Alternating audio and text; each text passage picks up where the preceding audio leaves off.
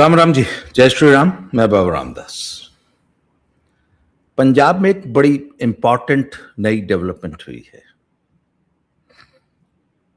पंजाब ने एक नया एक कानून में संशोधन किया है। नया कानून नहीं बनाया, कानून 2008 का है, उसमें संशोधन किया है। नाम है जागत जोत। जागत मतलब जागृत, जीवित। जागत जोत श्री गुरु ग्रंथ साहिब सत्कार अमेंडमेंट बिल 2026।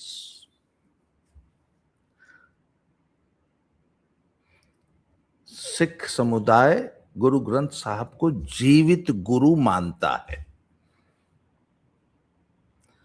पहले 10 गुरु हुए, तो गुरु गोविंद सिंह जी ने फिर संशोधन किया उसमें कि नहीं, आज के बाद कोई जीवित गुरु नहीं होगा। बस ये जो 10 हो गए, अब इसके बाद गुरु ग्रंथ साहब ही हमारे गुरु होंगे। क्योंकि गुरु गद्दी को लेके ना बहुत सारी लड़ाइयां झगड़े, बहुत सारी पॉलिटिक्स होती है, फैक्शन बन जाते हैं। जहां पर भी जीवित गुरु रहा है, वहां पे गुरु के जाने के बाद बहुत दिक्कतें आई हैं। पंथ दो फाड़ हो गए हैं, लड़ाई झगड़े हुए, मर्डर तक हुए। तो गुरु गोविंद सिंह जी इतने समझदार थे कि उन्होंने इसको फोर्स ही कर लिया था। इनको, वो इतने समझदार थे, उन्होंने कहा था कि मेरे बाद इसमें भी, और उनके जीते जी ही शायद समस्याएं आने लग गई थी, तो उन्होंने वो सिस्टम ही खत्म कर दिया कि नहीं, आज के बाद कोई जीवित गुरु होगा ही नहीं, इसलिए गुरु गद्दी को लेकर झगड़ा ही नहीं होगा। तो सब जीवित गुरु हैं। जागत जोत श्री गुरु ग्रंथ साहिब। अब उनकी अगर आप बेअदबी करेंगे, उनका अपमान करेंगे, उनको नुकसान पहुंचाएंगे, तो आपको उम्र कैद, लाइफ इंप्रिजनमेंट और 25 लाख का जुर्माना। अब ऐसा जब भी कोई कानून बनेगा तो उसकी तुलना तो भाई निश्चित रूप से पाकिस्तान के ब्लास्फेमी कानून से होगी।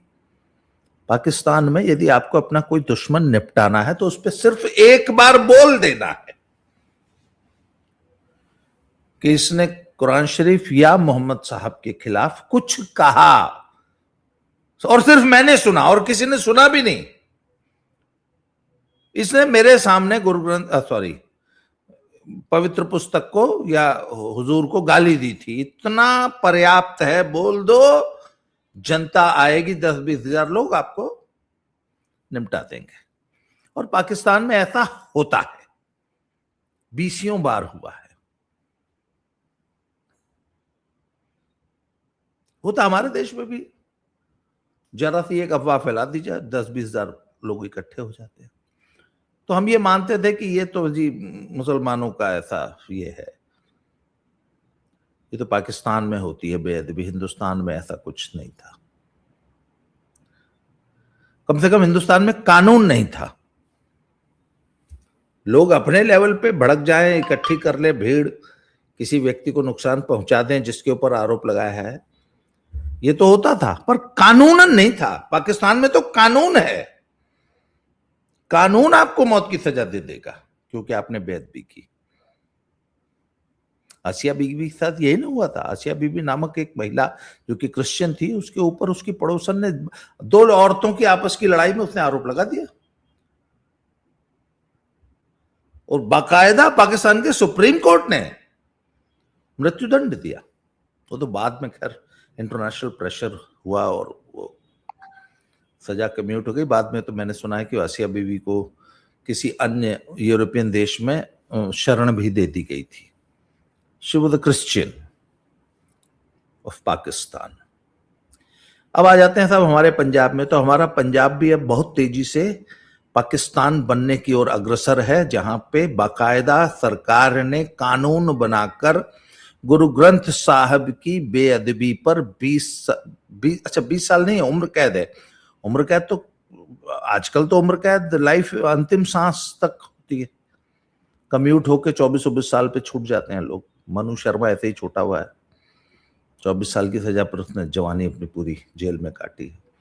खैर उम्र कैद जो भी हो, 14 साल वाली हो, 20 साल वाली हो, 24 साल वाली हो, ताउम्र वाली हो, और 25 लाख जुर्माना यदि आपने गुरु ग्रंथ साहब की बेअदबी की। अब साहब ये बेअदबी बड़ा बड़ा ब्रॉड टर्म है। बेअदबी, बेइज्जती, अपमान, या आपने, अच्छा जरूरी नहीं कि फिजिकली की हो, सोशल मीडिया पे कोई वीडियो बना दी, कुछ बोल दिया, सिर्फ बोल दिया, उसको बेअदबी माना जा सकता है। यदि आपके बोलने से कुछ लोगों की भावनाएं आहत हो गई, तो लोग तो भावना ऐसे रखते ही हैं यहां पे कि जरा सी बात हो और लुढ़क जाए और आहत हो जाए। तो अगर कुछ लोगों की भावनाएं आपकी बात सुन के आहत हो गई, तो हो गई साहब बेअदबी। अब चलो 20 साल के लिए अंदर।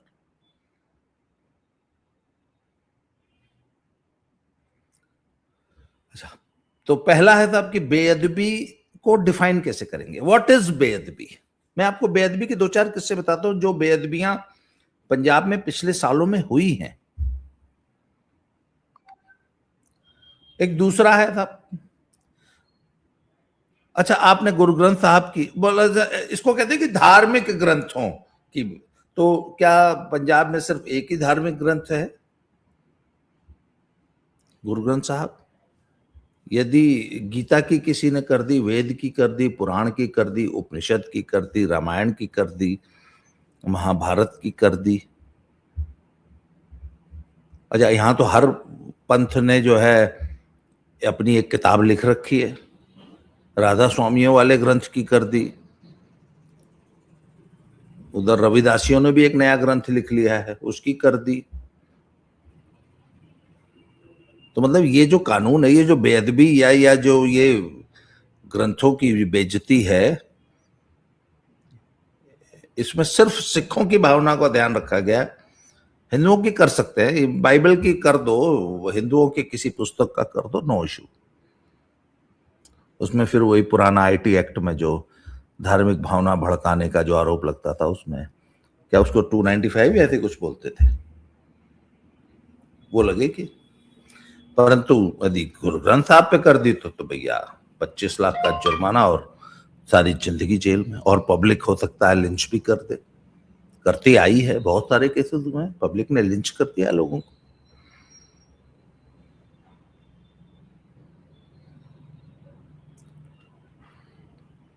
तो सब बात यह कि ये सिर्फ ये बेअदबी जो है सिर्फ सिखों को खुश करने के लिए कानून लाया गया है।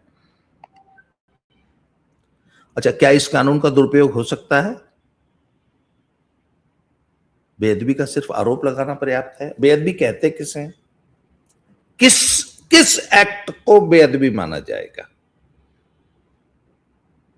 अच्छा, दूसरा एक सवाल और उठ रहा है, उम्र कैद तो साहब जो जघन्यतम अपराध होते हैं ना, मोस्ट हीनियस क्राइम पे मिलती है उम्र कैद।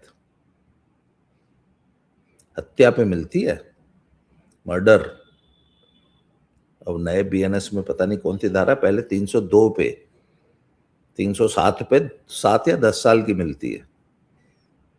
अगर आपने किसी की तलवार मार दी, उसका हाथ पैर कट गया, पर वो जीवित है, 10 साल के लिए जाओगे। परंतु अगर किसी पवित्र पुस्तक, किसी नहीं, गुरु ग्रंथ साहब के लिए मुंह से कुछ बोल दिया अपमानजनक, तो 20 साल के लिए जाओगे। मतलब गुरु ग्रंथ साहब के लिए कुछ बोल देना, लिख देना, व्यक्त कर देना भी हत्या से बड़ा अपराध बना दिया है पंजाब की सरकार ने।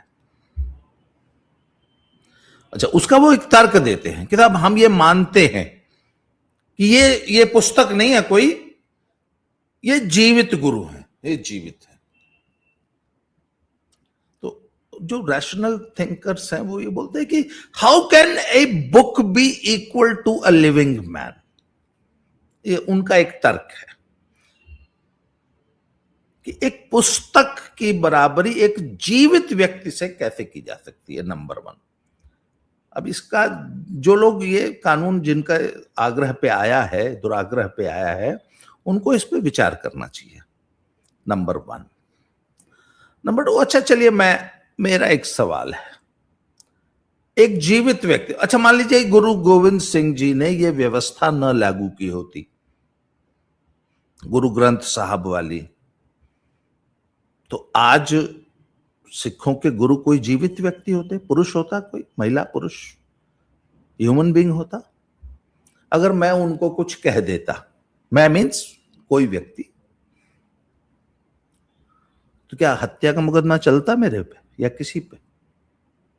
अगर मैं आज किसी दुनिया के सबसे बड़े ताकतवर, सबसे बड़े धर्म गुरु को कुछ बोल दूं, उनके सामने, उनके मुंह पे बोल दूं,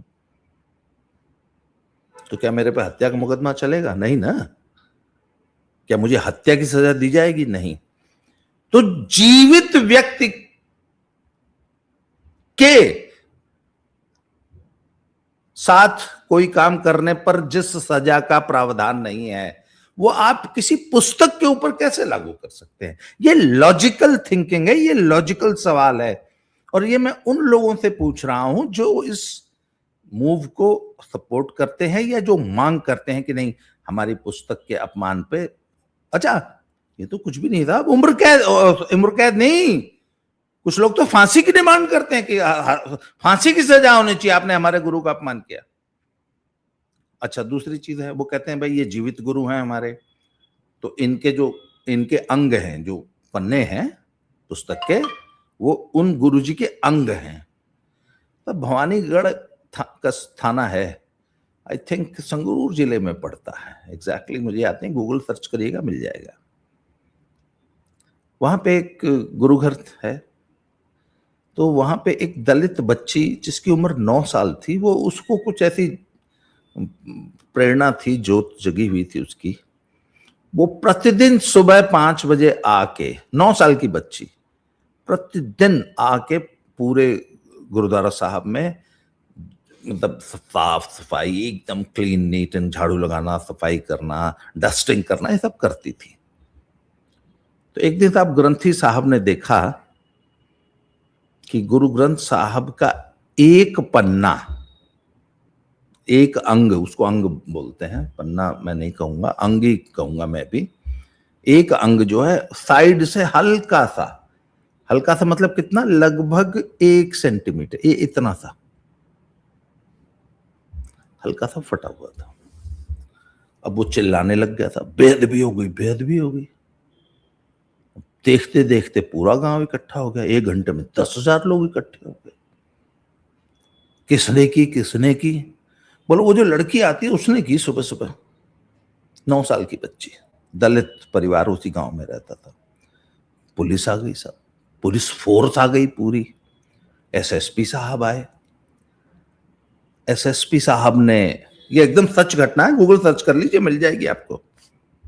एसएसपी साहब ने मुआयना किया तो गुरु ग्रंथ साहब, तो उन्होंने ये बोला कि जी ये कोई अंग नहीं फाड़ा गया है, कोई बेअदबी नहीं हुई है।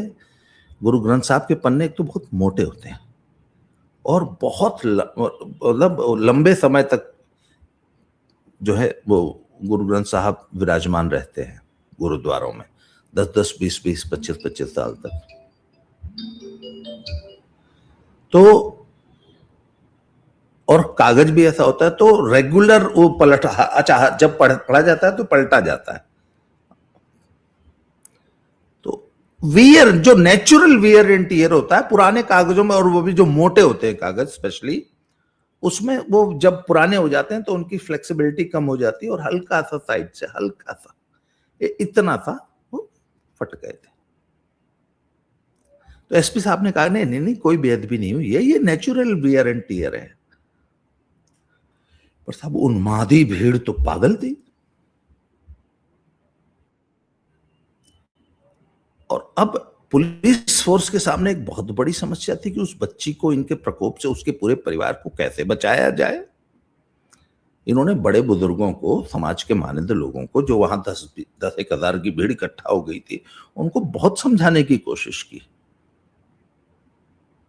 और दूसरी तरफ जो एसएसपी साहब थे, उन्होंने उस बच्ची के परिवार को बोला कि उसको किसी भी तरीके से तुरंत यहां से हटाओ, और उनको बोला कि सॉरी जी, हम आपकी रक्षा नहीं कर पाएंगे, इस उन्मादी भीड़ से, इसलिए आप तुरंत ये स्थान छोड़ दीजिए और हमेशा के लिए छोड़ दीजिए। और वो परिवार वहां से हमेशा के लिए उसको जाना पड़ गया, और वो उन्मादी भीड़ ये मानने को तैयार ही नहीं थी कि ये नेचुरल वियर एंड टियर है। उनके लिए वो बेअदबी थी।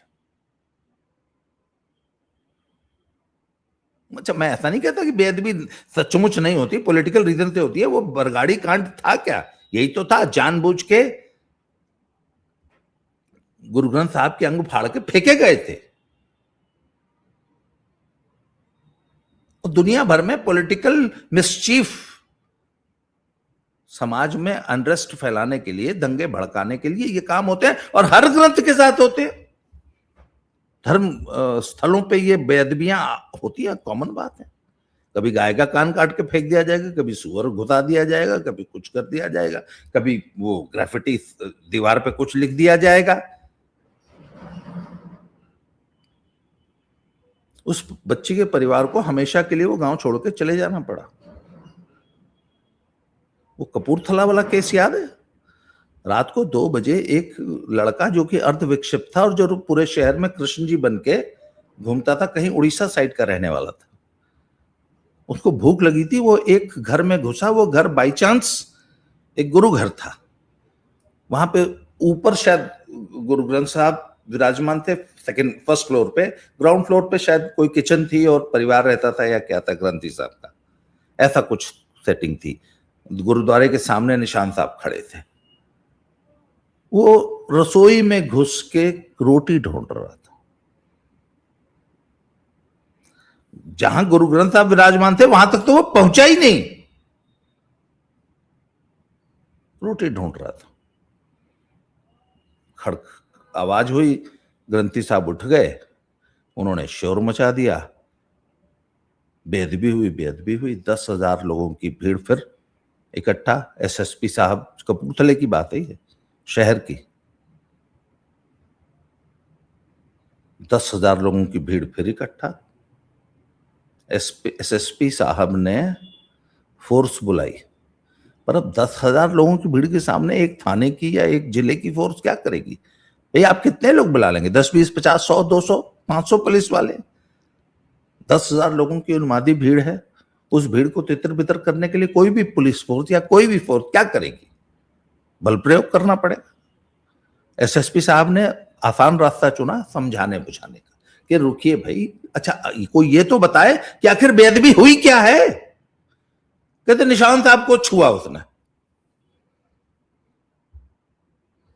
निशान साहब मतलब वो एक जो निशान जो बना होता है, उसके लिए एक बहुत बड़ा एक लंबा सा पोल होता है, उसके ऊपर निशान साहब विराजमान होते हैं। एक किस्म का ध्वज मान लीजिए उसको। उस पोल को छू दिया था शायद, ऐसा आरोप है। हालांकि पकड़ा तो वो रसोई के अंदर गया था, रोटी छूता हुआ। एसएसपी साहब ने अच्छा 16, 17, 18 साल का बच्चा था वो, और सारा शहर उसको जानता था। वो सारा दिन बहुरूपिया, वो कृष्ण जी का रूप धर के पूरे शहर में घूमता था। उसको एक कमरे में बंद कर दिया। भीड़ ने कहा हमारे हवाले करो।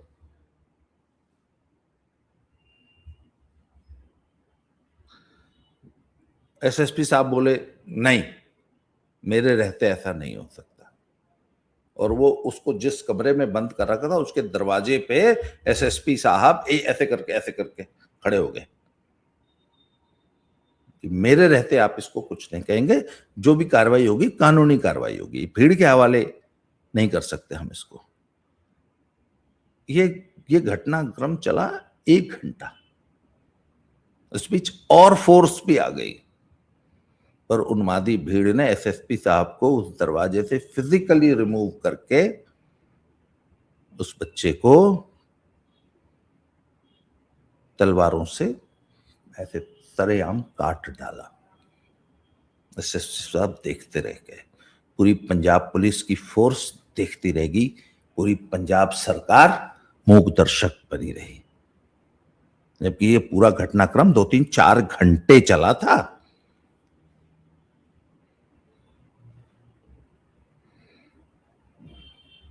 आज तक यही नहीं पता चला वो लड़का कौन था, उसको कोई क्लेम करने आया कि नहीं आया। पंजाब सरकार ने बिल्कुल जानने की कोशिश नहीं की, बल्कि उस पर ऐसी ऐसी चुप्पी मतलब वो कर ली कि आज तक उसका कोई जिक्र भी नहीं करता। अच्छा, नेशनल मीडिया एक दो बार 2-3 दिन खबरें चली, थोड़ा बहुत बच्चों, अच्छा छोड़ दीजिए। अमृतसर में हरिमंदिर साहब में जो घटना हुई थी, वहां पे जो सैंक्टम सैंक्टोरम है, जो मुख्य बिल्डिंग है जहां गुरु ग्रंथ साहब का प्रकाश होता है, जो जहां पे वो विराजमान होते हैं, उसके और पब्लिक श्रद्धालुओं के बीच में एक स्टील की रेलिंग बनी हुई, एक थोड़ा सा बैरिकेड बन जाता है। उसके उस तरफ गुरु ग्रंथ साहब का प्रकाश हो रहा है, पाठ हो रहा है, ग्रंथी जो है वो कीर्तन कर रहे हैं। ये वहां की सेटिंग है।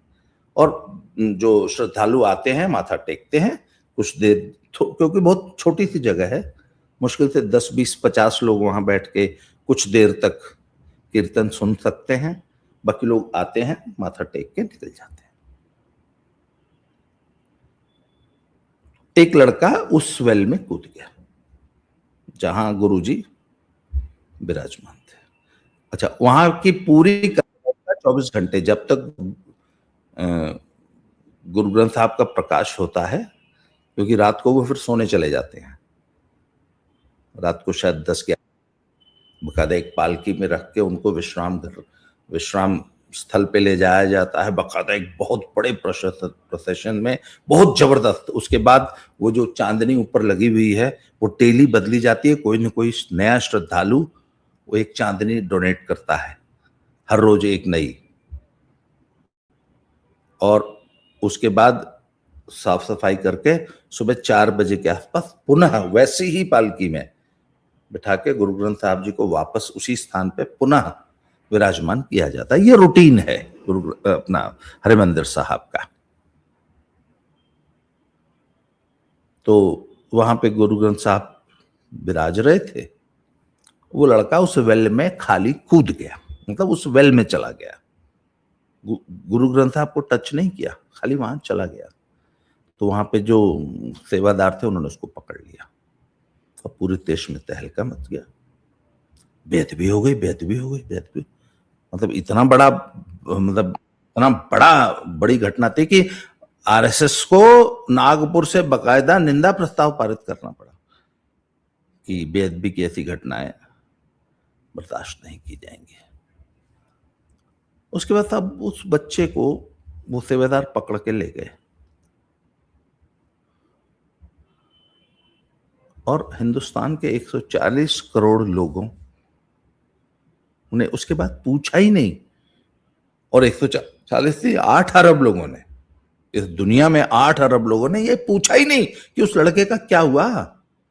उसकी बॉडी तक नहीं मिली आज तक, उसका जिक्र तक नहीं किया, किसी ने नाम तक नहीं लिया मेरे अलावा। आखिर उस लड़के का हुआ क्या, वो कौन था, कहां से आया था। तो मैं तो हमेशा एक सवाल पूछता हूं,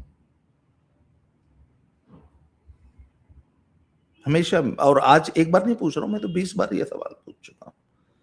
कल्पना कीजिए कि साक्षात गुरु नानक देव जी या गुरु गोविंद सिंह जी या कोई भी एक गुरु जो जीवित थे, वो साक्षात वहां विराज रहे होते स्वयं,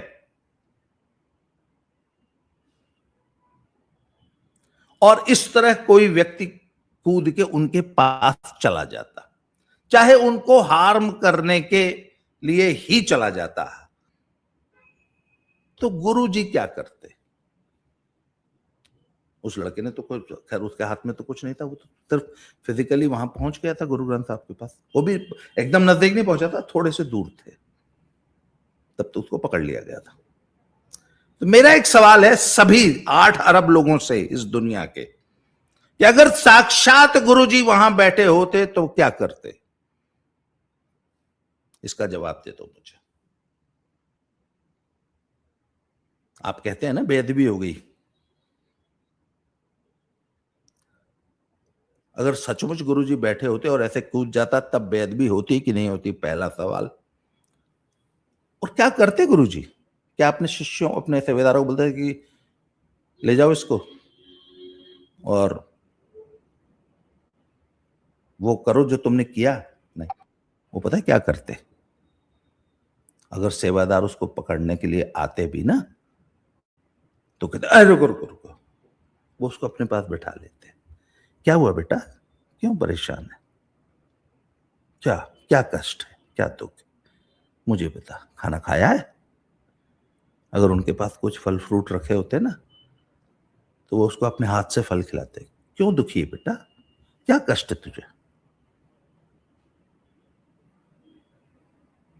उसको आशीर्वाद देते,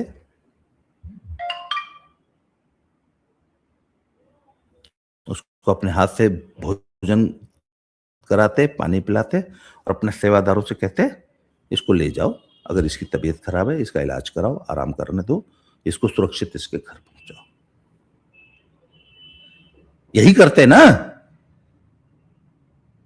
या अपने अंगरक्षकों से कहते थे कि जाओ इसको और मार डालो? नहीं ना।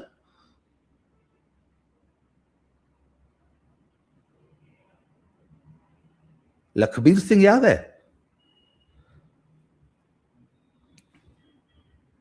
किसान आंदोलन में उसके ऊपर आरोप यह लगाया गया था कि वो एक धर्म ग्रंथ उठा के भाग गया था। कौन सा धर्म ग्रंथ? सबलो ग्रंथ। गुरु ग्रंथ साहब ने सबलो ग्रंथ निहंगों की एक पवित्र पुस्तक है। उसमें शायद दुर्गा की स्तुति है और अन्य देवी देवताओं का जो है वो उसमें स्तुति है। निहंगों ने यह आरोप लगाया कि इसने बेअदबी की और हमारा सब लोग ग्रंथ उठा के लेके भाग गया था। खैर उसको पकड़ा गया, उसको मार के सरेआम, वहां एक बैरिकेड था, उस बैरिकेड पर लटका दिया गया था। उसके बाद वो जिस निहंग ने उस Lakhbir Singh, he was Dalit from Punjab, जब उसको अरेस्ट किया था तो ऐसे इतना रिस्पेक्टफुली उसको प्रेजेंट किया था, बाबा जी हुन। और पुलिस की प्रेस कॉन्फ्रेंस में बाबा जी ने बकायदा पत्रकारों को और भीड़ को, और सारी दुनिया, उसका टेलीकास्ट हुआ और पूरी भीड़ को संबोधित किया था। इतना बड़ा उन्होंने काम किया था कि पुलिस उनको ऐसे ऑनर कर रही थी और बाबा जी करके फिर उसको ले गई। और उस दलित लखबीर सिंह का नाम तक नहीं लिया पूरे समाज ने, सरकार ने।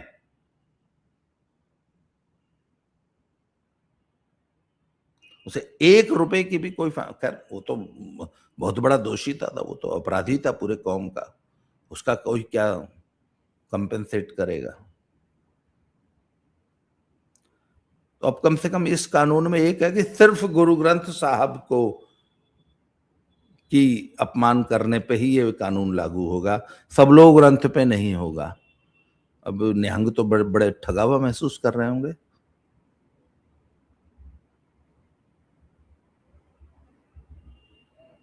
अच्छा, हमसे पूछ लो कोई कि भाई आपको भी ऐसा कानून चाहिए पूरे देश में कि अगर कोई गीता का या वेद का अपमान करता है, महाभारत रामायण का अपमान करता है, या हमारी मनुस्मृति तो रोज जलाई जा रही है, हमारी तुलसीदास जी की रामायण तो वो मौर्य रोज जलाता है,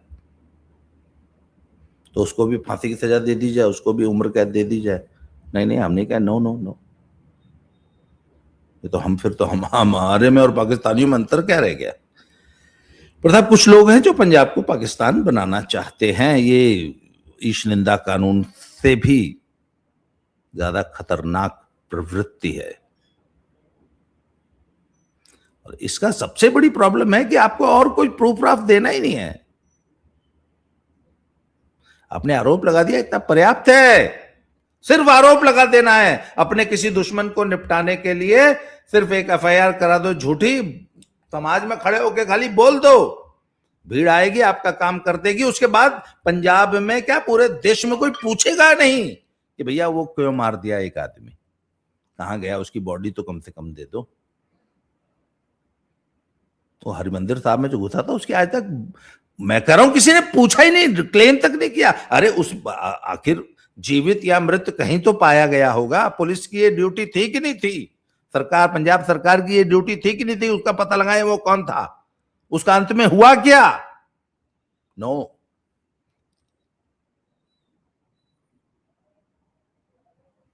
आरएसएस वाले वहां से निंदा प्रस्ताव पारित कर रहे थे, नहीं बहुत गलत बात है।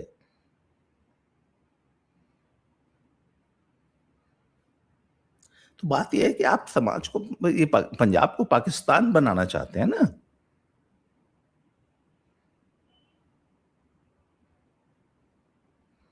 ईशनिंदा कानून, ये ईशनिंदा कानून ही है और क्या है।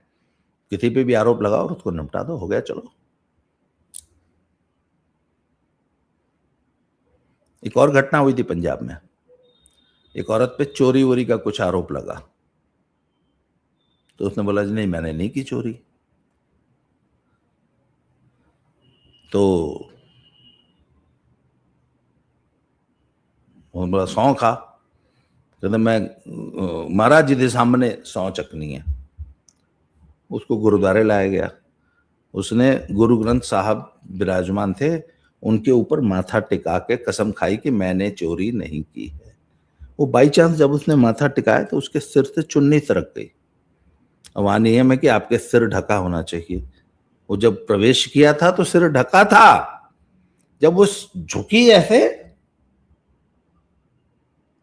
तो वो झुकने में चुन्नी पीछे सरक गई, नंगा सिर उसका जो है ग्रंथ साहब पे टिक गया। बेदबी होगी जी, बेदबी होगी, बेदबी होगी, अपमान कर दिया। And she was killed. इसी पंजाब में 2-3 साल पुरानी घटना है, गूगल पे सर्च कर लीजिएगा।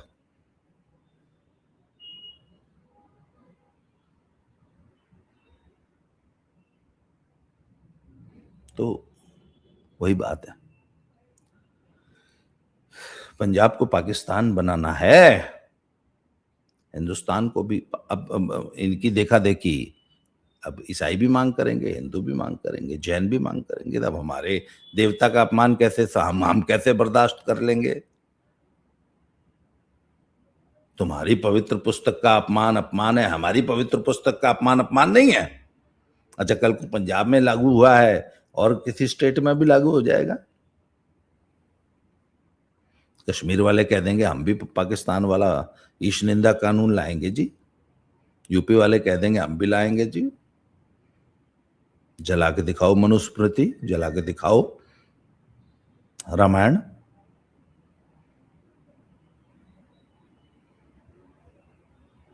और इसको पॉलिटिकल बहुत बड़ा मूव माना जा रहा है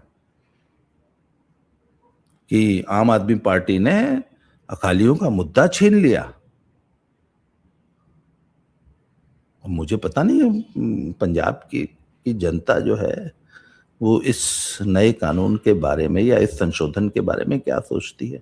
तो मेरे लिए तो ये बहुत ज्यादा चिंता का विषय। देखते हैं समाज की क्या प्रतिक्रिया आती है और क्या पंजाब का समाज एक आम सिख श्रद्धालु सिख से सवाल कर रहा हूं, आपको ये कानून चाहिए या आपको ये कानून मंजूर?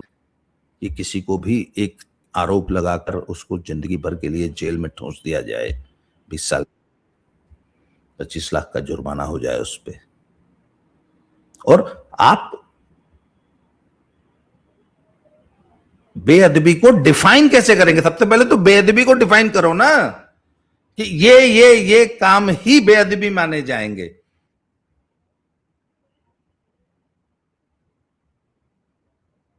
और उस पर उम्र कैद होगी। आज के लिए इस वीडियो में इतना ही, दोबारा चर्चा करेंगे। जय श्री राम, हर हर महादेव।